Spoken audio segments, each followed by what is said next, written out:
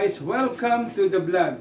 Nandito na naman po ako, Cecil Antonio, para sa isa na namang video ng Cecil TV. Kamusta po kayo? Magandang umaga po. Okay?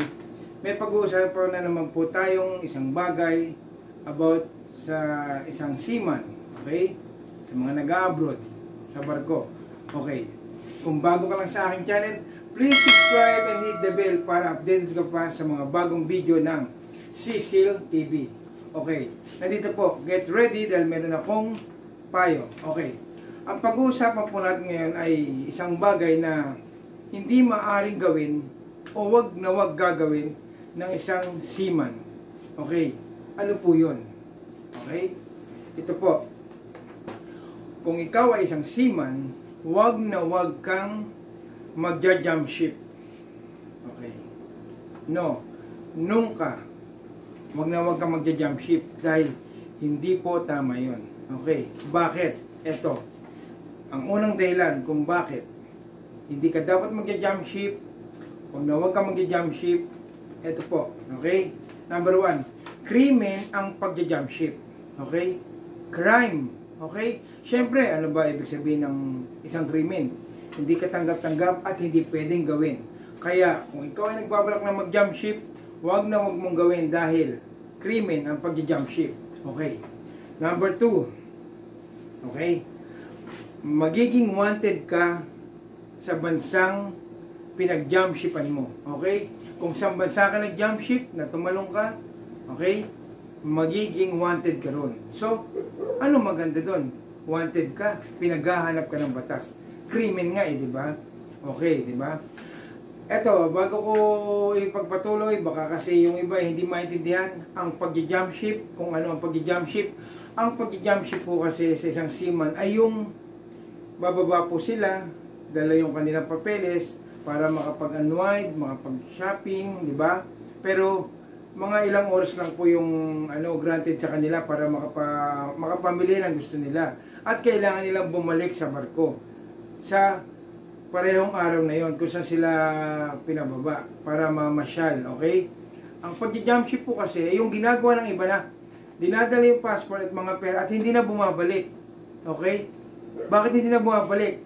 Dahil sumasama na o pumupunta na sa bansa na yon dahil may mga kakilala sila doon na yun nga po, dahil may bibigyan sila ng trabaho na mas malaki sa kita nila kaysa sa barko. Okay, at may titiran sila o may mapapangasawa sila para maging citizen sa bansa na yon. Okay? Pero yun po malabo po yun. Sa 100% na ganon, halos 1% lang ang totoong nangyayari. So, wala kang chance, hindi tama, di ba? Para magpabola sa mga nakakausap mo na tao sa lugar na yon. Yun po ang pag-jump ship. Okay, pagpatuloy po natin. Ang number 3 na dahilan kung bakit hindi ka dapat mag-jump ship ay po, number 3 tayo ha. Sisirain mo karir mo bilang seaman. Okay? Siyempre, nag-commit ka ng crime. Okay? Sisirain mo. Tapos na. So, wala ka nang babalikang karir para magbarko.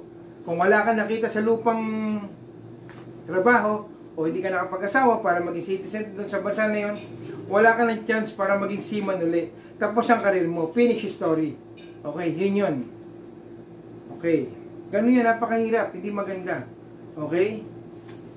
Next. Ha? Next tayo. Number 4. Number 4 na dahilan kung bakit hindi ka dapat mag-jump ship ay babawiin ng gobyerno ang passport at seaman's book mo. Bakit ka mo? Ano sabi mo? Sa'yo yun? Hindi po sa atin. Hindi po sa'yo. Kung may passport at seaman's book ka, hindi yan sa'yo, hindi rin sa akin. Okay? Pinahiram lang yan ng gobyerno sa atin. O sabihin natin, pribilehiyo. Privilege lang yan na ibinigay sa atin. Okay? Pag-aari nila yan. Kaya nga, di ba ganito?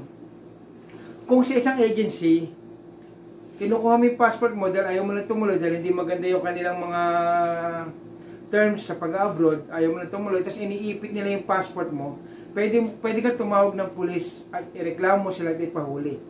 Makukulong sila. Kasi iniipit nila yung isang bagay na pag-aari ng gobyerno. Okay. Nuulit ko ha. ang passport at Seaman's Book ay pag-aari ng gobyerno na ipinahiram lang sa atin. Ibinigay bilang privilege para makapagtrabaho tayo sa ibang bansa. Para makapamasyal sa ibang bansa. Okay? Hindi po natin pag-aari ang passport at Seaman's Book. Okay? Yan po. Kaya kung ikaw mag-jump ship ka, babawiin ng gobyerno ang passport mo at Seaman's Book mo at hindi ka na makakakuha kahit kailan. Okay ha? Naulit ko, hindi ka na makakakuha kahit kailan. Bakit ka mo? Dahil gumawa ka ng krimen eh. Okay? May criminal bang binigyan uli ng passport at Seaman's Book? So, wala. Okay. Yun yun. Sa number 4. Number 5. Okay? Ito yung number 5 na kung bakit hindi ka dapat mag-jump ship. Okay. Maaaring maghirap ka sa bansang pupuntahan mo. Bakit ka maghihirap?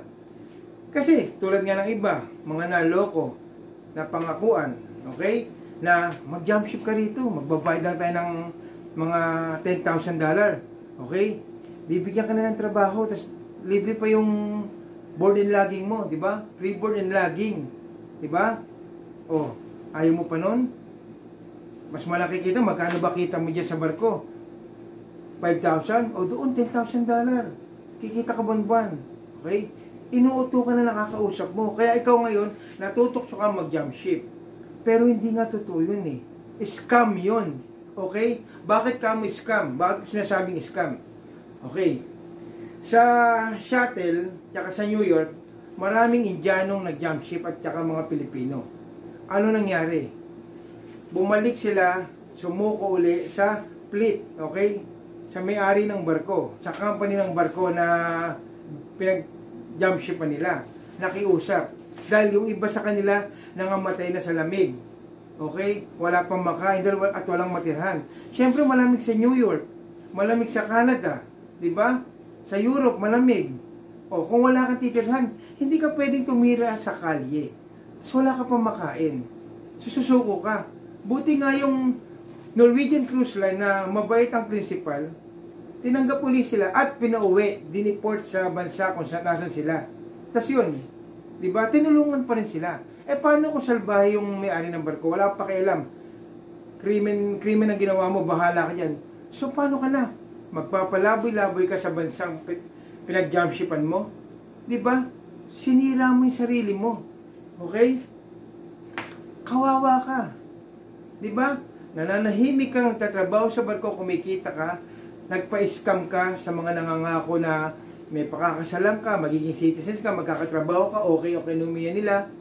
So, lulukuhin ka lang, kaya huwag kang magpaloko mag-jump ship. Okay?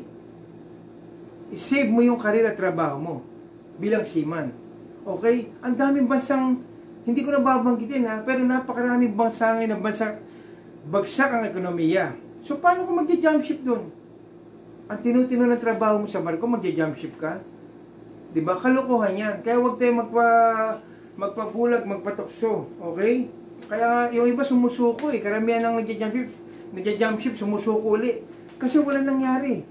Pero tapos na yung karir nila. Wala na silang binalikang pwesto sa barko. Hindi na sila makapagsimon uli. Okay? Kasi iba, nakukulong. Kung malupit yung bansang pinag-jump shipan nila. Bili mo, nakulong ka.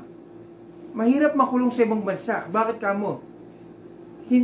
Kung wala kang pera, kung wala kang pera ang pamilya mo para bisitahin ka, so never mo na makikita ang pamilya mo kahit kailan. Okay? Kung 20 years kang dapat ikulong, 20 years pa bago mo makita ulit pamilya mo. Kaya mo bang gawin sa pamilya mo yon? Hindi maganda yon. Diba? Para sa iyo at para sa pamilya mo. Hindi magandang mag-jump ship tas makulong sa bansang kung saan ka nag-jump ship. Okay? Kaya ikaw, kung seaman ka at napakaganda ng trabaho mo ngayon, diba? Sinasabi ko sa iyo kung okay ang trabaho mo, the best, kumikita ka ng tama. Okay? Huwag ka na mangarap ng iba pa. Diba? Ang kaligayahan kasi ng tao, minsan alam mo, sa walang kakontentuhan eh. Diba? Hindi siya maligaya sa isang bagay, sa simpleng bagay. Gusto niya ng more, di ba? More money, more material, more everything, more car, more house, big house. Di ba? Hindi siya kontento. Kaya nagpapabulag siya sa mga pangako ng mga nagpapa-scam, nang-i-scam, nagpapabulag siya na mas malaki ang kikitain. Di ba? So ano nangyayari? Yung pangarap niya, yung gusto niyang mas maraming kita, nangyayari. Wala, nawawala lalo, di ba? Kaya nga sa buhay natin, sinasabi ko lagi, okay na yung 1. Okay na yung 1 ha, at least meron kang 1, meron kang konti. Kaysa 0. Okay, yung 0 wala eh. Yung 1, meron ka pang asahan kahit konti. Eh yung 0, wala, blanco, wala. 0, wala kang aasahan. 0 eh, di ba? So ganun yun. Kaya huwag magpaloko sa mga nangi-scam pag may kaibigan kang Pilipino, okay? Yung Pilipino kasi minsan eh, yun ang nanlalaglag, naluloko ng kapwa niya Pilipino. Okay? O ibang lahi, sasabihin sa'yo, mag-jumpship ka rito. Okay, kinumiya dito. Tapos meron dyan na, babayaran lang natin ng $5,000, $10,000. Magiging citizens ka na rito sa Canada. Mga pangasawa mo kasi. Di ba? So, tapos pagbayad mo, wala. Nawala na. Dala pa yung papeles mo. So, palaboy-laboy ka sa bansang nag-jumpship ka. So, ano maganda ron? Kung may doubt ka, kung hindi ka sigurado, huwag mo ituloy, okay? Kung may doubt ka ha, huwag mo ituloy. Kung may doubt ka, huwag mo na ituloy yan. Hindi maganda yan. Mapapahama ka lang, okay? Yun lang po. Sana po may natutunan kayo sa mga sinabi ko about sa pag-jump ship. Huwag po tayong mag-jump ship. Kung seaman ka, nagtatrabaho ka mabuti, makontento ka, huwag po tayong mag-jump ship, okay? Maraming salamat po. Sil Antonio po uli para sa Cecil TV. Okay? Kung bago ka lang sa akin channel, please subscribe and hit the bell para updated ka sa mga bago pang video. Okay? Maraming salamat po. God bless. Be kind.